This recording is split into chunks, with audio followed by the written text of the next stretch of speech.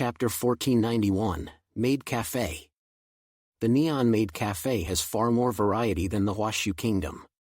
Here, as long as you spend enough money, you can theoretically enjoy extremely attentive service.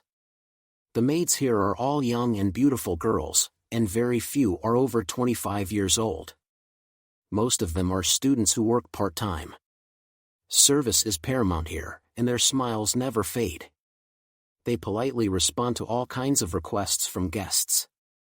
Zhang Yi ordered some omelette rice and an unknown neon drink, then sat in the back row quietly surveying the place. After the food was served, naturally Zhang Yi and the others would not eat it. This was not only to avoid poisoning, but also to consider the possibility of mutants launching attacks on them through food and drinks. However, the guests in the front rows were very excited, especially the few private houses. They were holding support light signs, posters, and glow sticks in their hands, their eyes looking at the small stage at the front, full of excitement. Zhang Yi looked at them and didn't notice anything unusual. Zhang Yi and the others were in the back row. Taking advantage of the fact that no one was paying attention, he took out some drinks and replaced the drinks on the table. He picked up a glass and drank while waiting for the show to start. The official event won't start until the evening anyway, so now that they haven't obtained enough information, they might as well enjoy the show. As for the troublesome matters, they can just leave it to Deng Shintong and the others to handle, since he was the one who initiated this operation. Have you noticed anything amiss? Zhang Yi chatted with Yang Xinqin and Zhou Qir via the internal channel. Zhou Qir blinked. No. I feel that everything is normal here, just like it was before the end of the world. It's just that. She paused. It's just that it's too normal. That's what's so strange. Yang Xinqin whispered, after the Ice Age, the survival of the human race should be the top priority. And there are still a lot of leisure and entertainment activities in this city. That in itself is very abnormal. She gently extended her hand, wearing black gloves. It was slim, but had excellent thermal insulation. The air temperature isn't high.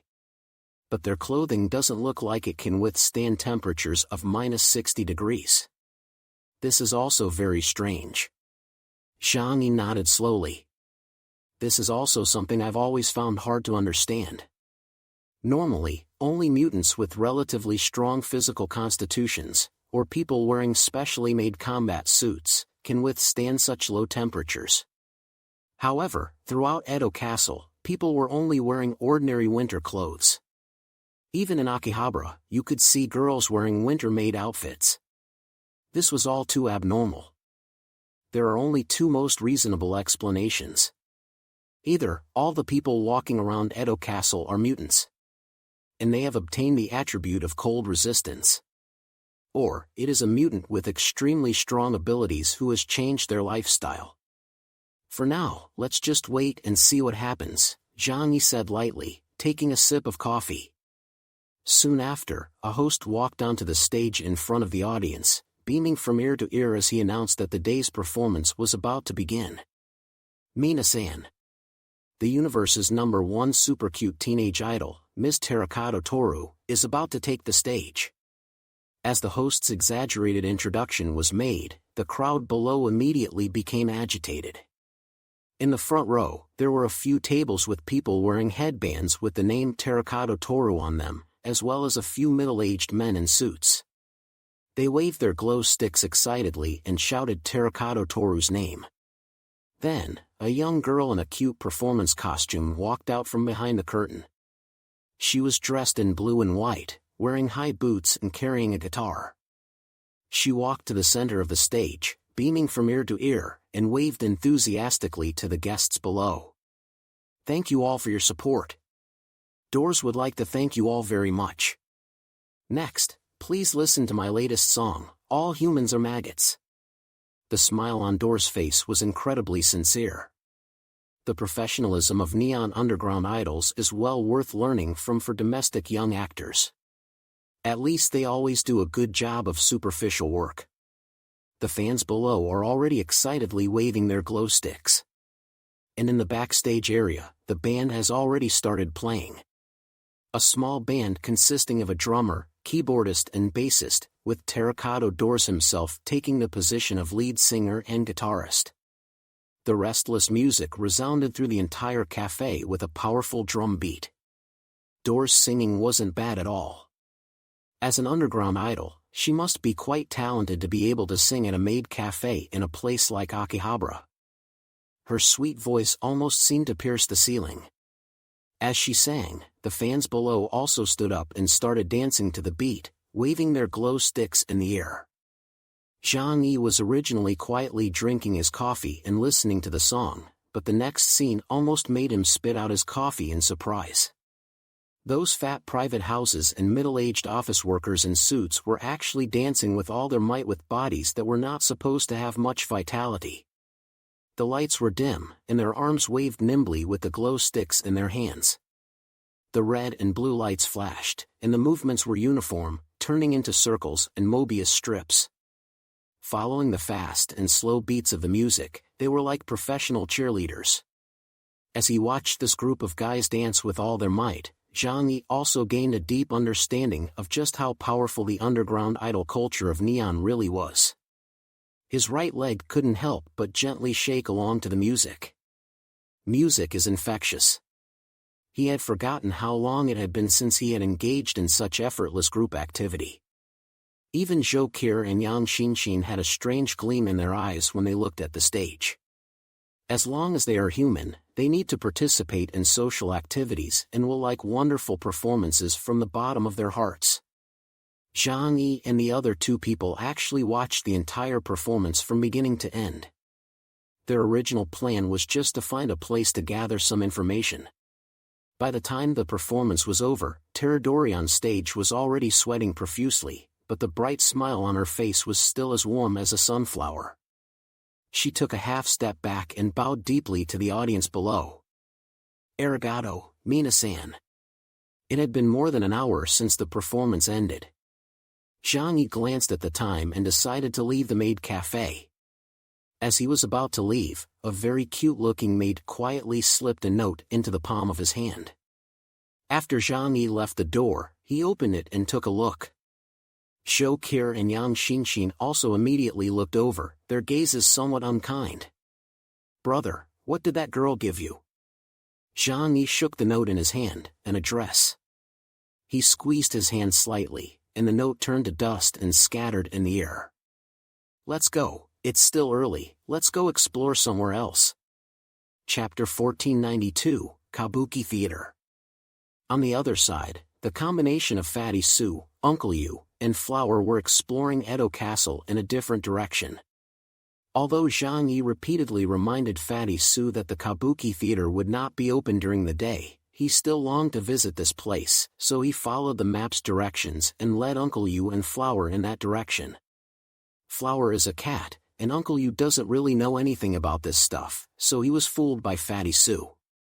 But when they arrived, they found that, just as Zhang Yi had said, every shop had its doors closed. Instead, you can see a dazzling array of neon signs hanging in the streets. Love hotels, soaplands, and host clubs are everywhere. The most conspicuous neon sign is actually the sign for the host club, clearly indicating their amazing performance.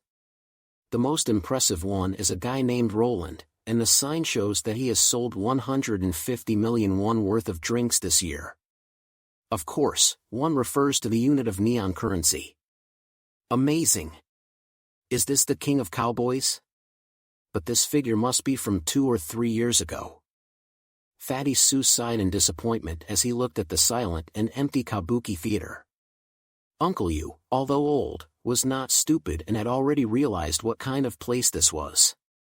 He grabbed Fatty Sue by the ear in a somewhat angry manner and said, "Hey, Chun-Lei. We came here to get some business done, and you dragged us to this kind of place." Fatty Sue let out a cry.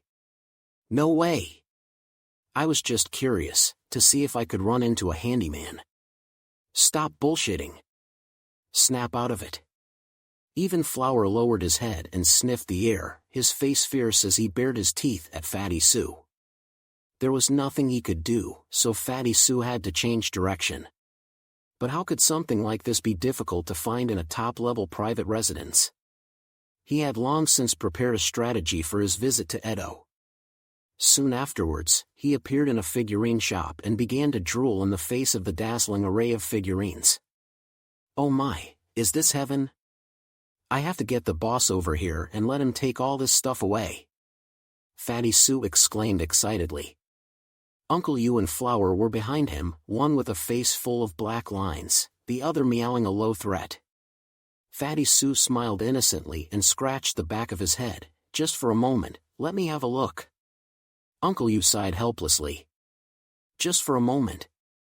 Zhang Yi had asked them to explore Edo, but had not given them a specific goal. He had just asked them to see if there were any abnormalities in the city. So instead of looking like headless flies, it was better to pinpoint the area of focus. Perhaps Fatty Sue, a professional private house, could discover something here. What's more, there are really quite a lot of good things here that you can't find in China. Uncle Yu glanced over to the corner of the store.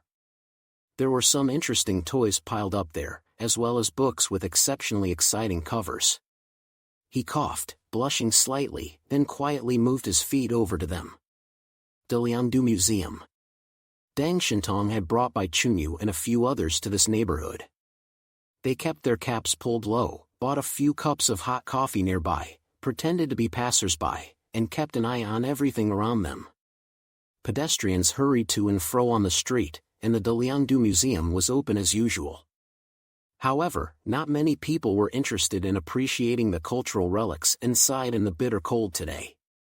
The surroundings seemed to be the same as usual. However, just 2 blocks away, several buildings had snapped at the base and collapsed at an angle, leaning against other buildings. It was already a scene of ruins.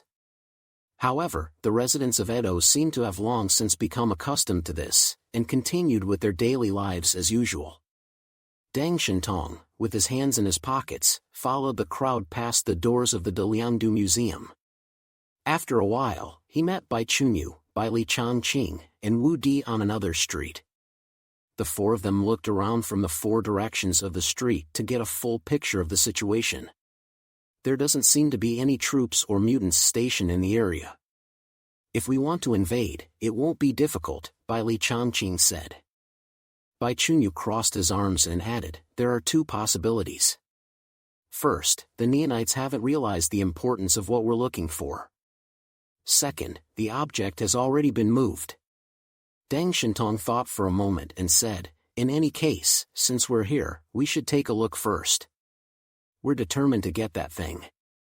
We definitely can't let it stay in the hands of the Neonites forever. Wu Di laughed indifferently with his hands in his pockets. Aren't you being a bit overcautious? Judging from our current troop strength, sweeping across the whole of Neon is easy.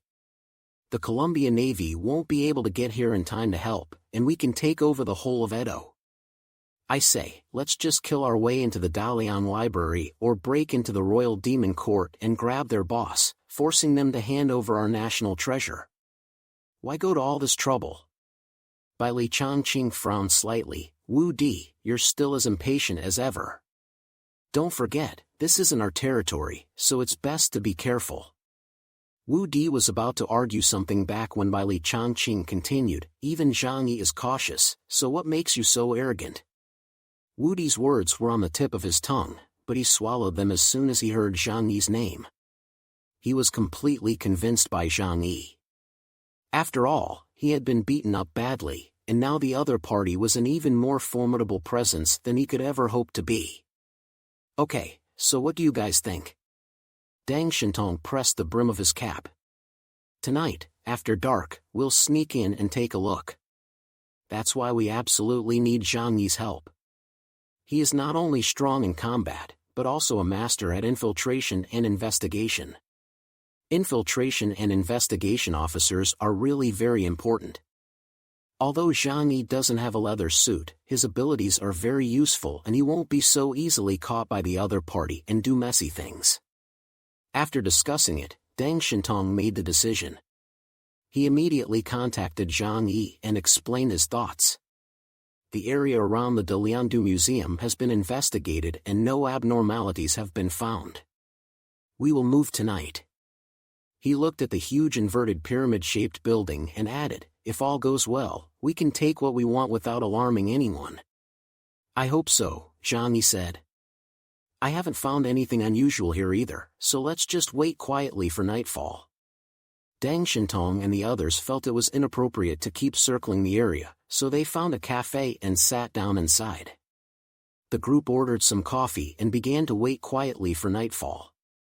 The situation was similar for the other teams. Their aimless investigations during the day had not revealed any abnormalities in Edo, but they had enjoyed the scenery of Edo Castle. Chapter 1493 Izakaya.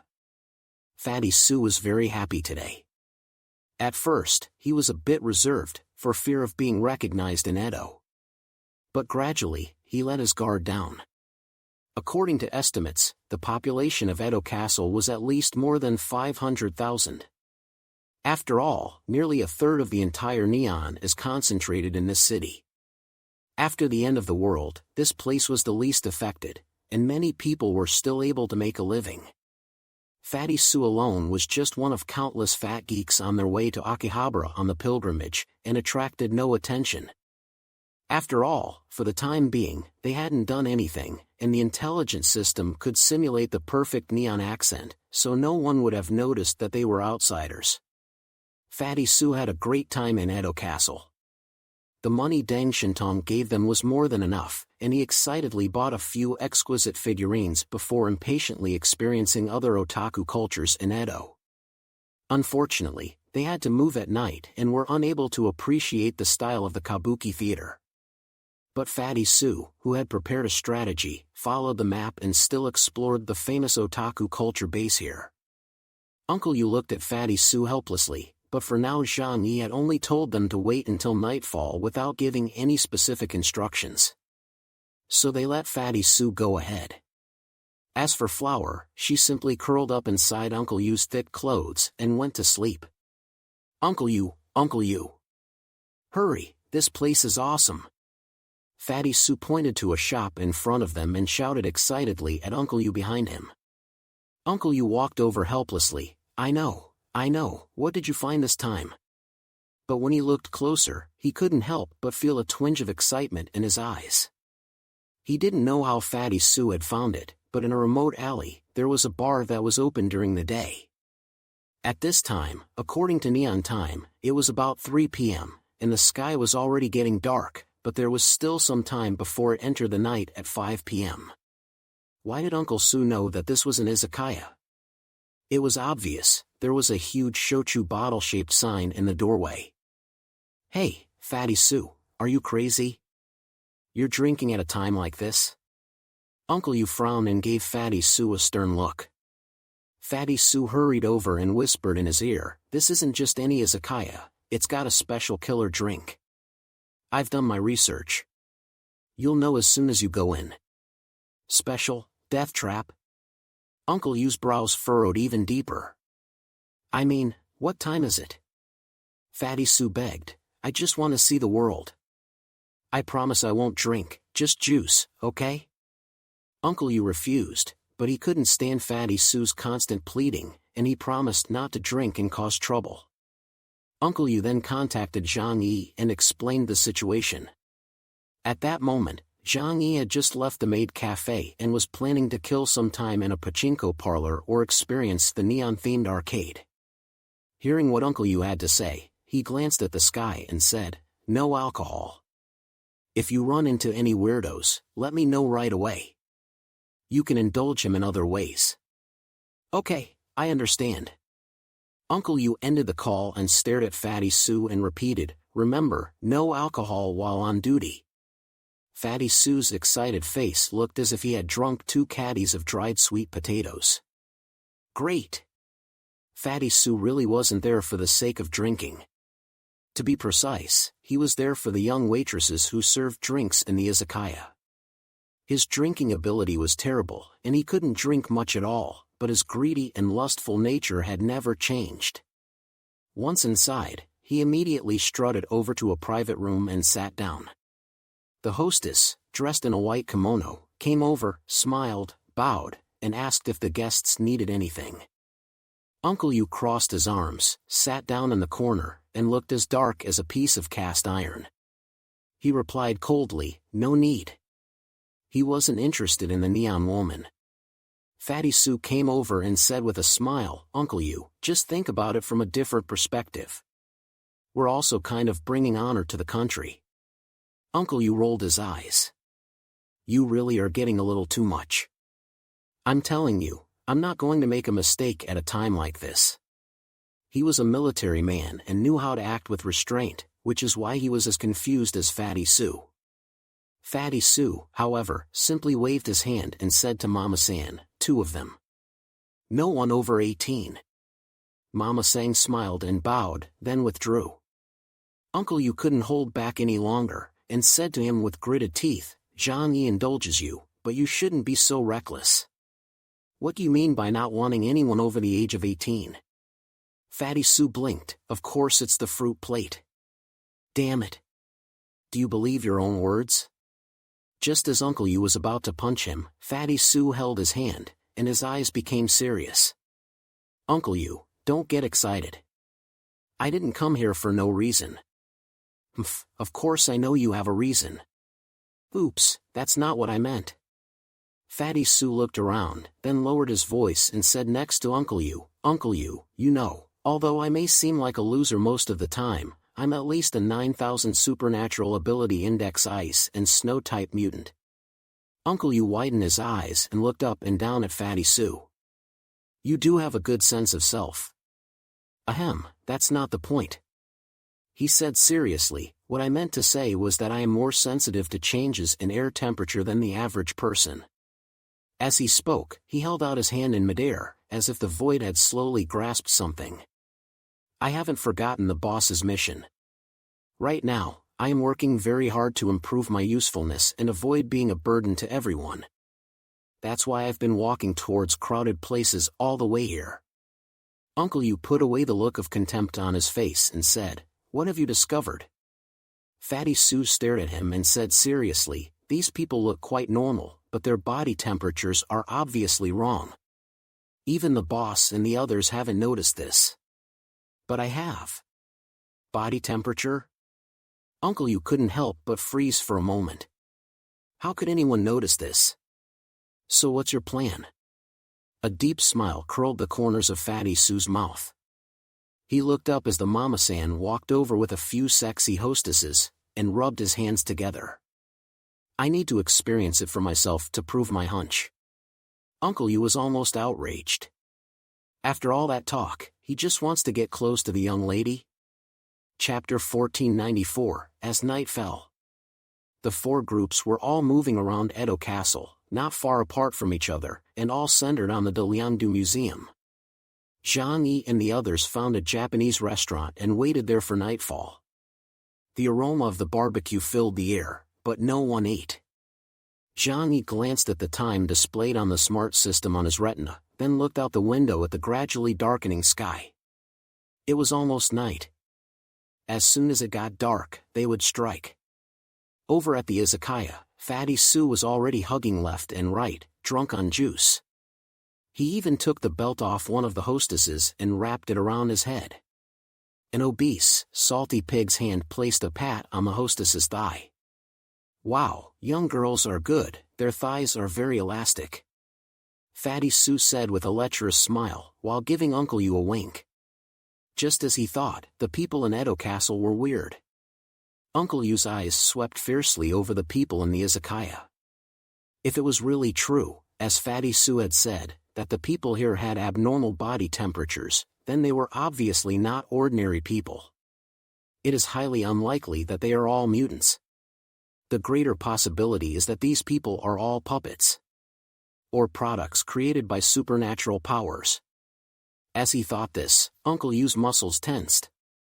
In that case, doesn't that mean that these people already know their identities? Uncle Yu frowned.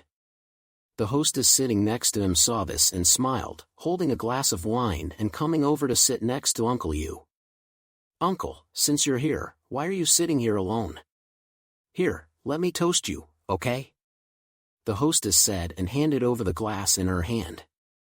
Uncle Yu's eyes flashed with brilliance, and he reached out to take the glass, but deliberately exerted his strength secretly. Pop! The glass filled with King of Champagne fell on the table and shattered. The glass fragments cut across the hostess's fair thighs, directly opening a cut, and blood quickly spilled out. "Ah!" the hostess screamed, and the commotion here also attracted the attention of the people around them. Uncle Yu kept an eye on the hostess's reaction. Seeing that she didn't seem to be pretending to be surprised, and that the wound on her leg was indeed that of a living person, he became even more puzzled. "It's not a puppet or a robot, what the hell is going on? Could it be that what happened in Edo Castle was a mass mutation?" Uncle Yu hurriedly apologized and pulled out some toilet paper to help stop the bleeding. Madame San, who had hurried over, also put on a smile of gratitude after receiving a large transfer from Fatty Sue. "I'm so sorry for the trouble." Fatty Sue waved his hand. "It's okay, my friend has never been to a place like this before, so she might have been a little too excited." Madame San took the hostesses and thanked them profusely before leaving.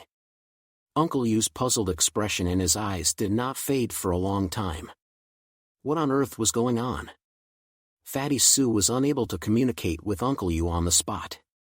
While continuing to confirm his suspicions by feeling the body temperatures of the two hostesses with his palm, he gave Uncle Yu a look to indicate that he should remain calm. "The situation here is a bit complicated. Let's wait until we meet up with Zhang Yi and the others and talk about it then." Uncle Yu poured himself a glass of milk and slowly let it go down his throat. However, what entered his mouth was the taste of a completely refrigerated product. After all, where would you get fresh milk these days? Even if there was some, only the bigwigs at the top could enjoy it. Time passed unnoticed, and it was 5 p.m. Suddenly, the night seemed to grow dark. A thick darkness seemed to be a huge curtain, pulled from west to east, instantly blocking out the sky. Fatty Sue and Uncle Yu were still pondering when they heard a message from Zhang Yi. "Time's up, come and gather." At the same time, the other groups were also preparing to set off and gather near the Daliandu Museum as planned. Fatty Sue came back to his senses. "Oops, I almost forgot the main thing. Uncle Yu, let's go." He gave the waitress next to him a hard squeeze on the thigh. But this time, he no longer felt the warm, soft skin. The place where his fingers touched was ice cold. "Huh?" Fatty Sue froze for a moment, turned his head to look at the hostess next to him, and saw that her eyes had suddenly become dull, as if someone had taken the batteries out of a machine. Fatty Sue reached out in shock, trying to pat her cheek. But as soon as he applied a little pressure, he heard a click. Her head fell off her neck directly to the ground, rolled 2 times, and rolled to Fatty Sue's feet, staring at him deadly. "Ah!" Fatty Sue almost screamed, but quickly a hand reached out from the side and covered his mouth. Uncle Yu whispered, "Calm down. Look around." Fatty Sue widened his eyes and looked around, but the sight around him made his bladder feel bad. The izakaya, which had been lively, suddenly came to a standstill. It was as if they were robots without power, frozen in place. The entire izakaya was deathly silent. Only the howling of the fierce wind outside the window could be heard, as if a night demon was sweeping low across the sky. Whoosh! Whoosh! The night wind wailed, and the lights in the izakaya began to flicker, before finally going out with a pop. The shadows cast by the people in them looked like the cold bodies of corpses. Fatty Sue had seen some big scenes, but he was still scared stiff by the strange scene in front of him. Uncle Yu took out a large pistol, loaded the bullets, and calmly pointed it in all directions. This shitty place really is weird. Before he could contact Zhang Yi had already pulled them both into the communication channel. "Be careful around you. This place has become really weird. Don't appear on the streets, there are strange things coming out." Before Zhang Yi could finish speaking, Fatty Sue looked out the window and saw a huge dark shadow suddenly appear in the window, an adult-sized eyes staring at them. "Holy shit! Pop!" A huge arm smashed through the glass and reached out for Fatty Sue and Uncle Yu. Blizzard! Fatty Sue screamed, his voice distorted, like a duck being strangled. A raging storm of snow and ice burst from his mouth, shattering the entire izakaya. The huge arm was also affected, and instead of grabbing them, it just reached behind it. Hurry! Uncle Yu picked up Fatty Sue, and in an instant, his combat suit wrapped around his body as the two of them darted out into the street. However, the next scene the two saw made them extremely regret fleeing the izakaya. Because at this time, they would rather have been hiding inside the house, and simply could not see what was happening outside. Chapter 1495, 100, Demon Night Parade. Under the pitch-black sky, Edo Castle, which had been bustling with activity during the day, had become deathly silent. There was not a single person on the streets, and the lights in tens of thousands of homes had suddenly gone out. Only the colorful searchlights from the center of the city shot through the lonely gray mist and shot up into the sky. The entire city of Edo was already shrouded in a dense layer of fog. And in the midst of this fog, countless huge shadows appeared indistinctly, like mountains and trees, beasts of prey walking through the deserted streets, walking aimlessly towards here. It was late at night and quiet, with 100, Demon Night Parade. The one who attacked Uncle Yu and Fatty Sue was a monster with 6 arms. It had a human-like body, with very short lower limbs and arms that were longer than the body, reaching tens of meters. Its dark body looked like a poorly drawn ink painting, with only a single eye on its head and a huge mouth that took up half its face. Oh! After a failed strike, it slowly retracted its arm and then turned to face Uncle Yu and Fatty Sue, letting out a miserable wail. What the hell is this thing? Fatty Sue was so scared that his face had turned white and his voice had become shrill, like a woman's. The monster had already braced itself on the ground with its thick arms and was rushing towards them. Just as Uncle Yu summoned his exoskeleton armor and prepared to fight the monster, a familiar figure suddenly flashed in front of him. Don't waste time here. Let's go. In the nick of time, Zhang Yi arrived first. As he said, he could go anywhere in the entire Edo Castle at any time. So when he noticed that Edo Castle had become strange after nightfall, he took action immediately and gathered everyone together. Swish! Shadow space unfolded, and Uncle Yu and Fatty Sue entered it. The huge evil spirit in front of them opened its mouth wide, as if unfolding a huge pocket, and it covered Zhang Yi. Zhang Yi extended his hands and pointed forward. His hands turned in the air like keys, and the evil spirit's body suddenly twisted strangely in the air, before being fiercely torn apart.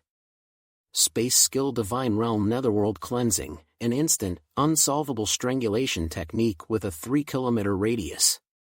After instantly killing the giant ghost, the terrifying shadows in the gray mist seemed to sense what had happened here, and they all turned their heads. Time passed, and a chill of being stared at by countless monsters appeared in Zhang Yi's heart. His pupils slightly contracted, and he unexpectedly felt a sense of meeting a formidable opponent. In the gray mist before him, he didn't know how many existences that could make him feel troublesome. But this feeling was a bit strange. What the hell are these things? Could it be that the 100 Demon Night Parade from the Neon Era of Peace really exists? Facing an unknown opponent, even though he was already a Black Chariot-level mutant, Zhang Yi still chose to retreat first. He took everyone on a few space shuffles, and arrived near the National Museum de Liangdu, where he found Deng Shintong and the others. At this time, the few of them were also hiding under the cover of night, trying to hide through the huge building. But for some reason, the giant ghosts in the fog seemed to be able to smell the human scent on them and gave chase. Deng Shintong drew his sword and slashed a 4-pointed star of white holy light at the ghostly crowd in the fog behind him. But the holy light only delayed them for a moment, and soon they were in pursuit again. Seeing that they were surrounded by thick fog with no escape, Zhang Yi appeared out of thin air. Follow me.